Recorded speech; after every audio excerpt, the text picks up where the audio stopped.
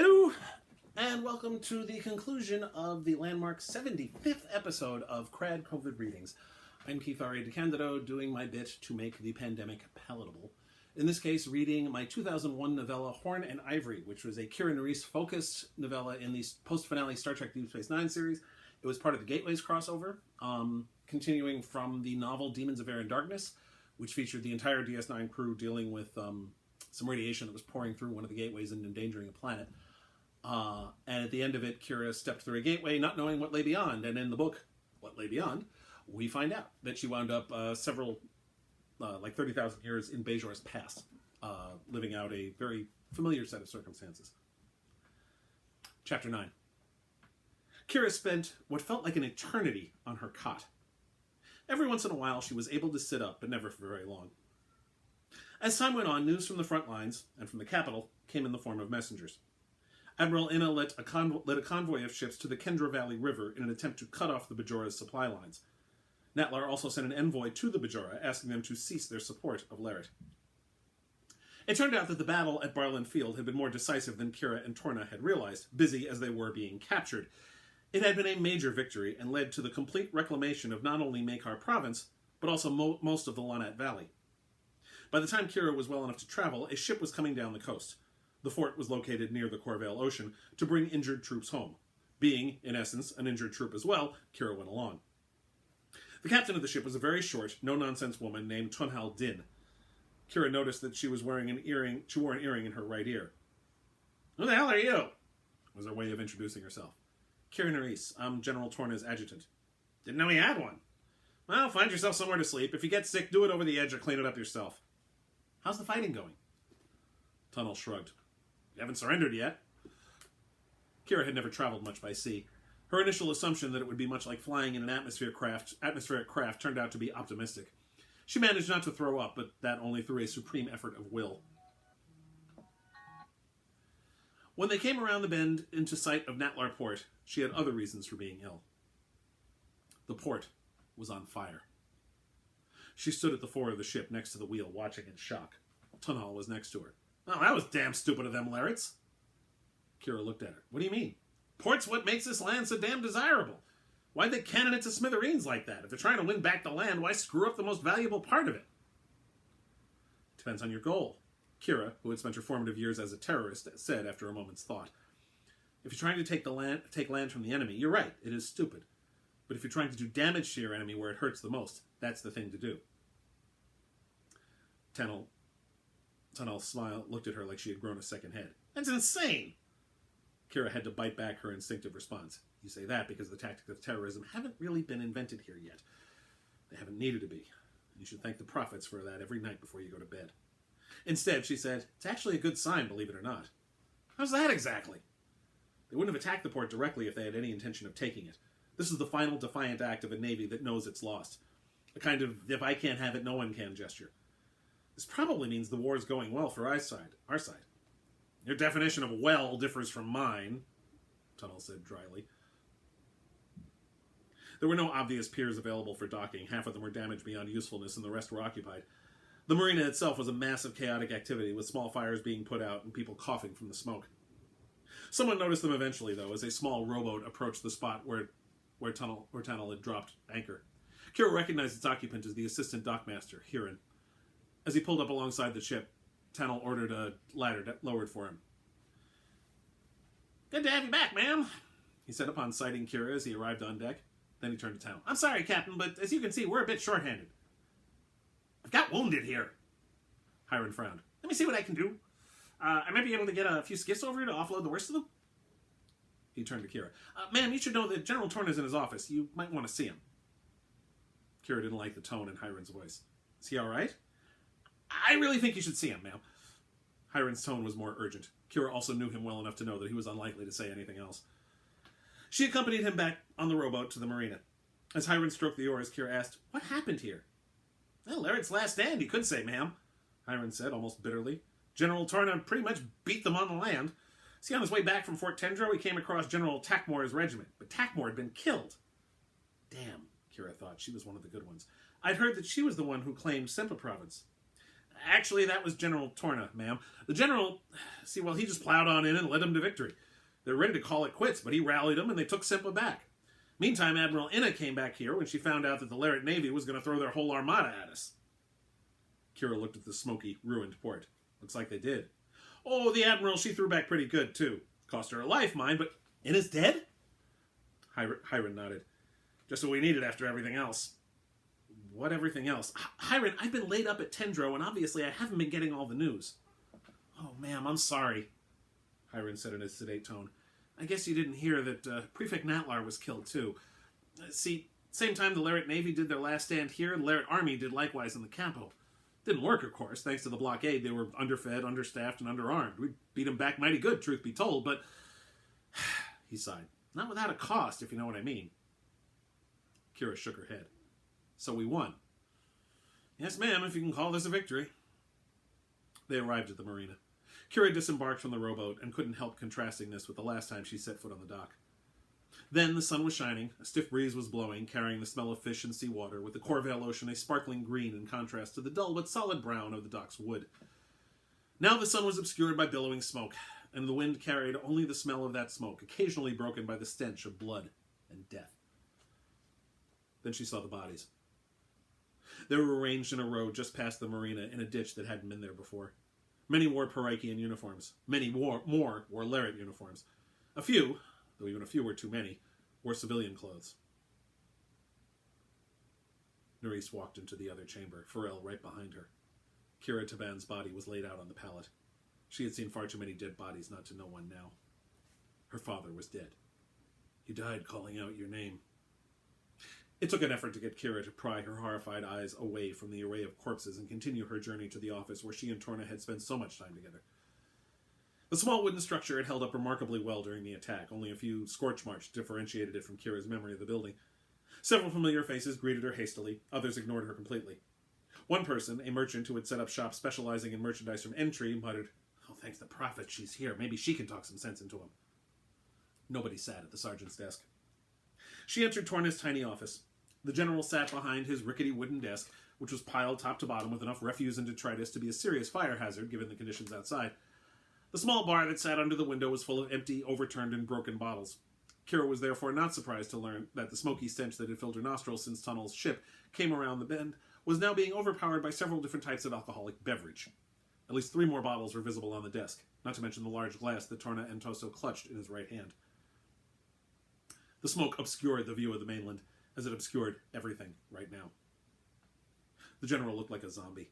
His eyes stared unblinking straight ahead. If not for the smell of alcohol, not to mention Torna's atheism, Kira would have thought he was in the midst of a Pogtem Far vision.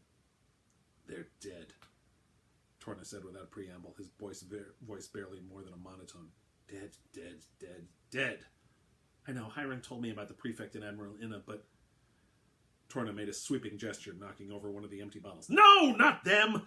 I mean, they're dead too, yes, but that's not who I meant. Who? Lyra! She's dead!" Kira found herself unable to reply at first. She had been prepared to console Torna on the deaths of Natlar and Inna, even as she herself struggled with the fact that the serene prefect and the no-nonsense admiral were gone. "What about the kids?" "They're dead too. All of them dead, dead, dead, dead, dead. And they didn't know." Frowning, Kira prompted, "Didn't know what?" "That I was alive! Before I could get home, I found Takmor's regiment." "I heard. By the time I got home, they were dead, and I never got to tell them I was alive." "They probably found out from the dispatches," Kira said, not sure if, in the chaos of the end of the war, anyone would have had the wherewithal to contact Lyra about so trivial a matter as the fact that her reported dead husband was still alive. Especially if she and the kids were close enough to the fighting to be killed. Hell, knowing Lyra, she was right in the middle of it. She always was a healer at heart. "Doesn't matter. Nothing matters. You want me to take over now that the war's over? I ain't gonna do it." "What do you mean?" "Gonna drink myself to death. If that doesn't work, I'm gonna cut my throat. Don't want to live in this world without her." Odo, putting on the tuxedo for the last time before descending into the Great Link. "Listen to me, Antoso, you can't give up." "Why not?" Pounded his fist on the desk, rattling the bottles and knocking several papers off. "Haven't I done enough?" Boreal, his brain barely functioning, slowly fading away on the infirmary biobed. "No, you haven't! You've spent all this time fighting. You can't give up now. Parakia needs you. They couldn't have fought this war without you, and they certainly wouldn't have won it without you. Doesn't matter. Without Lyra, Captain Sisko, the emissary, traveling to the fire caves, never to be seen again. There's still hundreds of people out there who fought and died for Parakia, including Lyra. Without Natlar, without Takmor, without Inna, they're going to need your strength. They need the man who beat back the Laird army. They need the man who trudged through the swamp and the mountains to get home. They need you. Her father, lying dead in the caves of Dakur Hills. Torna shook his head. Can't do it. Just can't. Snarling, Kira got up and went to the other side of the desk. She grabbed Torna by the shirt and tried to haul him to his feet. Unfortunately, while they were the same height, he was quite a bit larger, and in his drunken state, so much dead weight. Opaka, lying dead after a shuttlecraft on some moon in the Gamma Quadrant. Get up! What for? I said get up! Pharrell and Lupiza, only on the station to protect her, being blown into space by an embittered, vengeance-seeking Cardassian. Torna stumbled to his feet.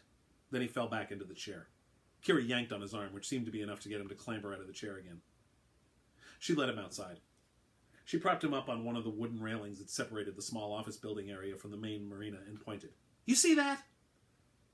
I don't see anything, but losing all patience, Kira screamed, the bodies! Look at the bodies! Those people died fighting for Parakia. So did Natlar, so did Inna, and so did Lyra. You have no right to give up now, because if you do, Larret has won. There's no one else who can unite these people the way you can now. You're a hero. Without you, they'll fall apart, and either Prince Avtra or the Bajora will be able to come right in and take over. Torna stared straight ahead for several minutes. Then he turned back to Kira. When she first entered his office, Torna's eyes were glazed over. Now they were filled with sadness. In as small a voice as he'd used when they were traveling through the mountains, Torna said, I'm sorry. Kira remembered that the ground-based gateways tended to do one of two things.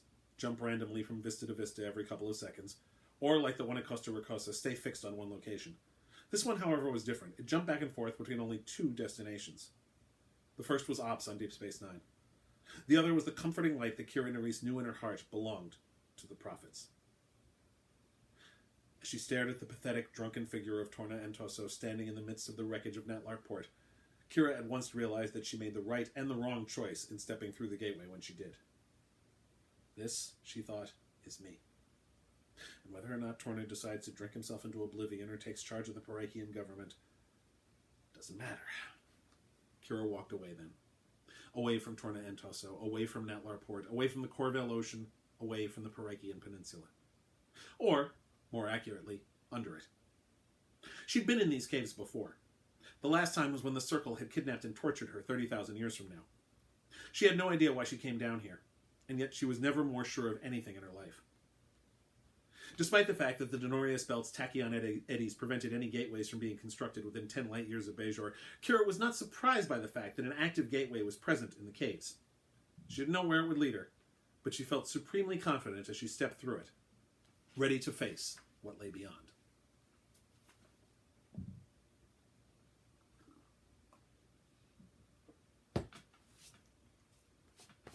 Seem to have a drinking problem.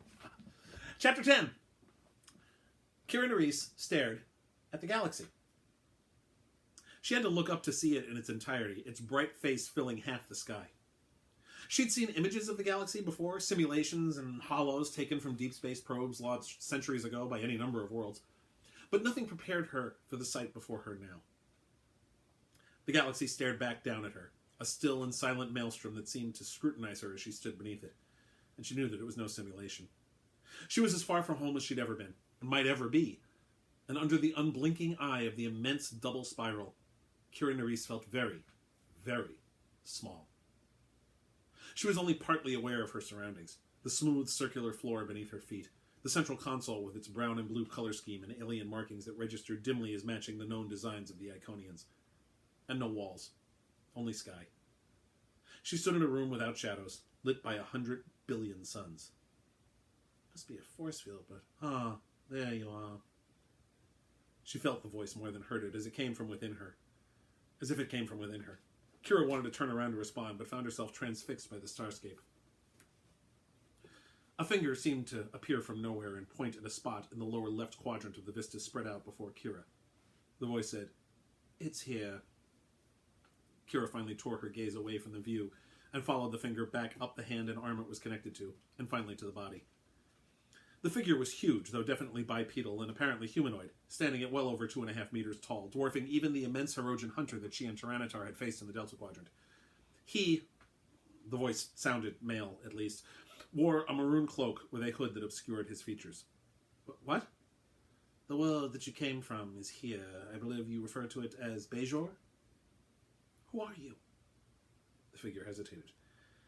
You might say I'm an emissary of the people who built this outpost, but that might have unfortunate connotations for you.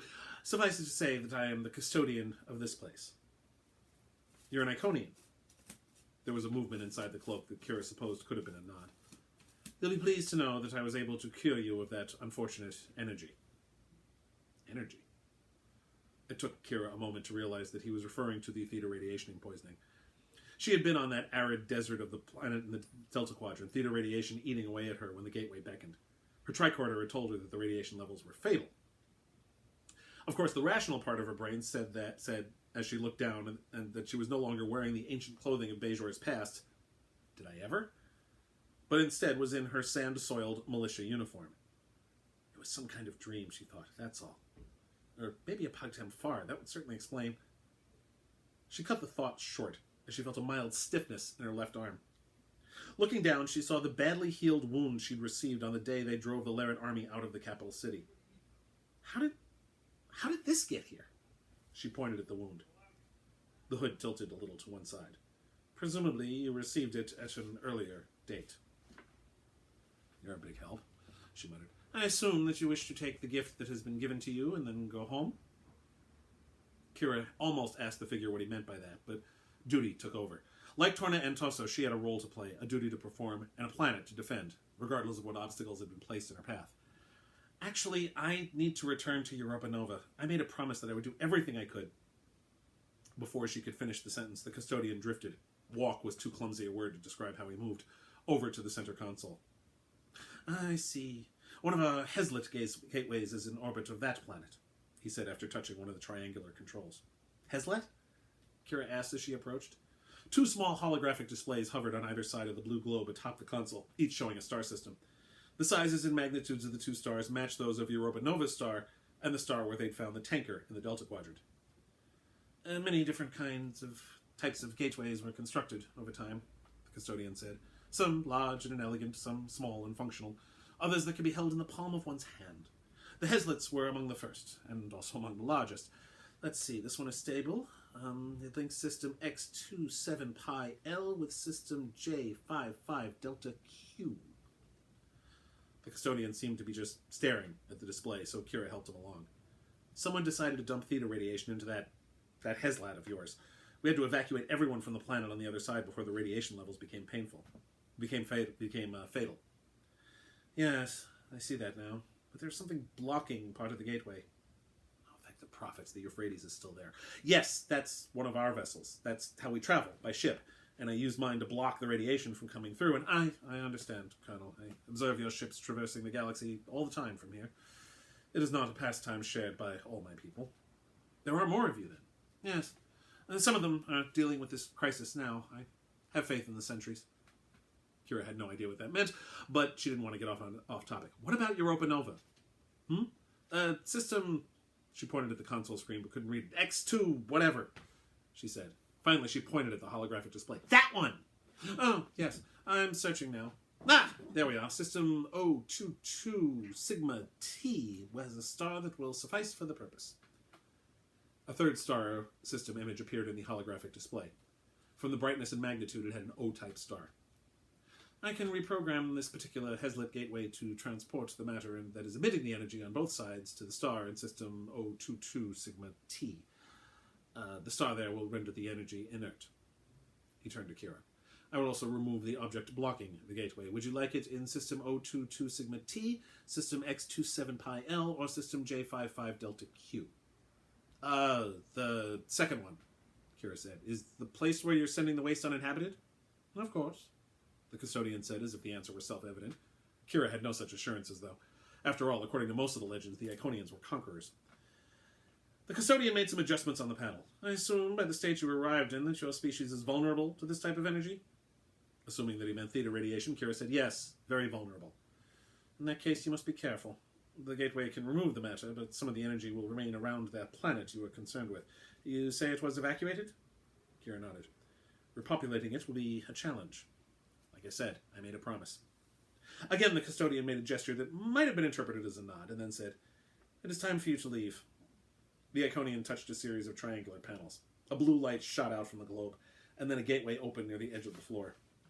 Through it, Kira could see the bustle of ops, with Dax giving orders to Sergeant Gann. She looked at her host.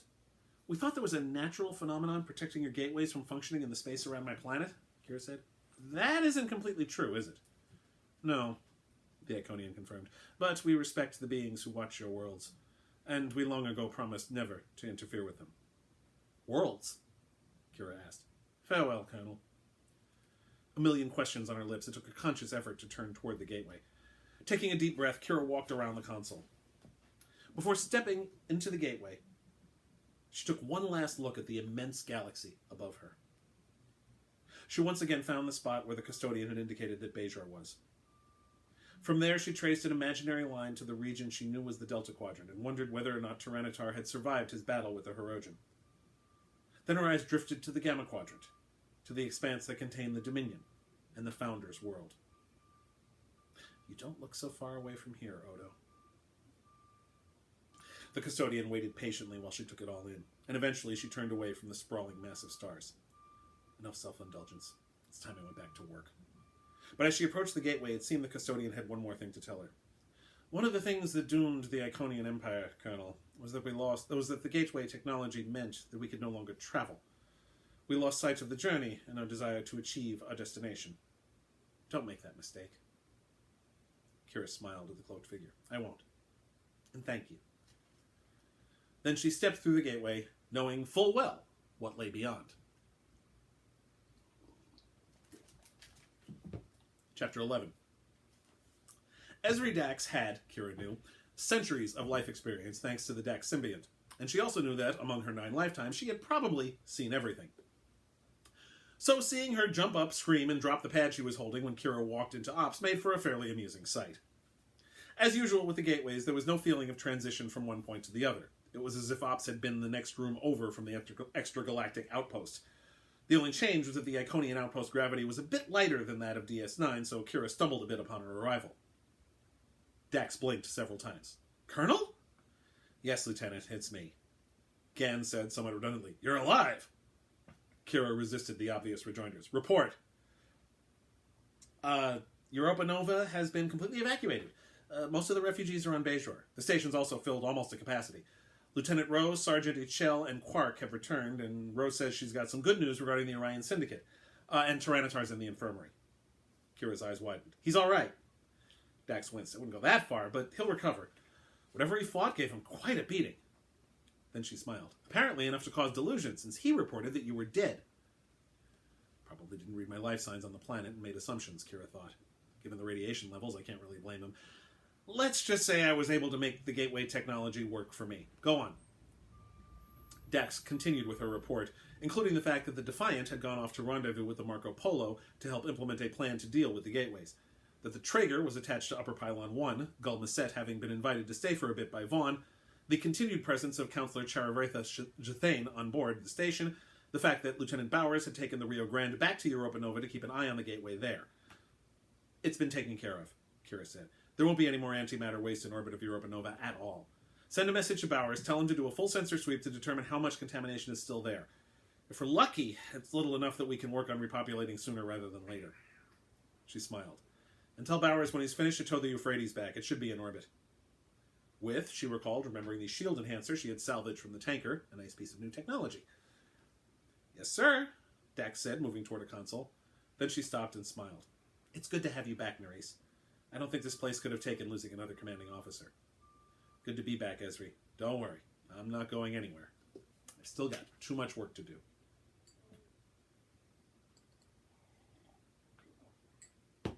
Chapter 12. Kira sat in her office, looking over the historical records she had been able to scare up from the Parakian region. There was distressingly little from as long as 30,000 years ago. She had found no record whatsoever of the Leret, aside from some archaeological indications of some kind of empire from that time period that looked Leret-like to Kira. Kira had taken care of her variety of administrative duties, not to mention assuring everyone from station personnel to First Minister Shakar that she was, in fact, alive, contrary to reports, and also been sure to visit Tyranitar in the infirmary. He was fairly weak, but recovering quickly, though Julian had made noises about how even laboratory-bred super soldiers needed their rest when they have the stuffing beaten out of them. For his part, Tyranitar had only one thing to say. "It is good that we have both reclaimed our lives." "You don't know the half of it," Kira had said. Afterwards, she returned to her office and tried to find out what she could about the Parakian region 30,000 years ago. The name of Torna and Toso did come up in several texts, as did that of others with that family name.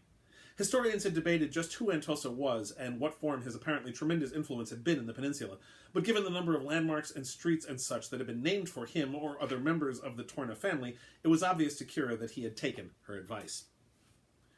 Assuming I was ever really there, she thought, as she rubbed her left arm, which still had the scar. Julian had offered to remove it, but she had refused. Shutting down the computer terminal, Kira stared straight ahead for a moment, then picked up the baseball. Benjamin Sisko had always kept that baseball on his desk. The central element of a human game that he'd been inordinately fond of, the white spheroid with red stitching, was a symbol of Sisko's presence. When the station had been taken by the Dominion during the war, Sisko had deliberately left the baseball behind as a message to the occupying forces that he planned to come back, a promise he had fulfilled. Even though the station was now hers to command, Kira had not been able to bring herself to remove the baseball. She wasn't sure why she had left it there. No, I know why. I kept thinking in the back of my head that the emissary was going to return, hoping that he'd return and take the burden off of me, that he'd take the station back, just like he did 2 years ago, and everything would be back to normal. But that's not going to happen. The station is mine now. I may have lost the emissary, Odo, Jast, and the Kai. I may be tainted, but I've got responsibilities, just like Torna did. Damn it, I'm going to live up to them. She opened a drawer in the desk and placed the baseball in it. "I'll hold it for you, Benjamin, for when you come back. But I need this to be my office now."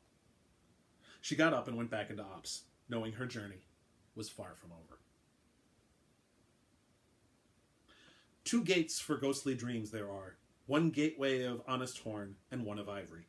Issuing by the ivory gate are dreams of glimmering illusion, fantasies, but those that come through solid polished horn may be borne out, if mortals only know them. Homer, the Odyssey. Thus endeth Horn and Ivory, and thus endeth the 75th episode of KRAD COVID Readings. Thank you so much for watching. You can find it either in What Lay Beyond or in the Deep Space Nine Omnibus Twist of Faith. Either one of those has Horn and Ivory in it.